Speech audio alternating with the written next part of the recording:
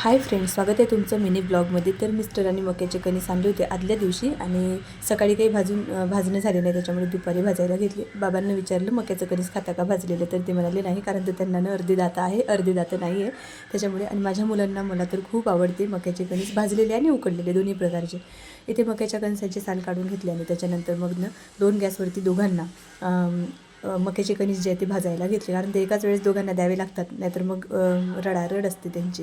तर मग इथे मस्त निंबू मीठ लावून शिवांश आणि अद्विकला मक्याचे कणीस दिले खायला। आणि ते बघा दोघेजण खात आहे। मक्याचं कणीस खाताना अद्विकचं रिॲक्शन बघा कसं आहे, कारण त्यांना मीठ आणि निंबू लावून दिलं होतं, त्याच्यामुळे त्याला ते आंबट लागलं पहिले सुरुवातीला, त्याच्यामुळे त्याला डोळे मिचकून दिलं।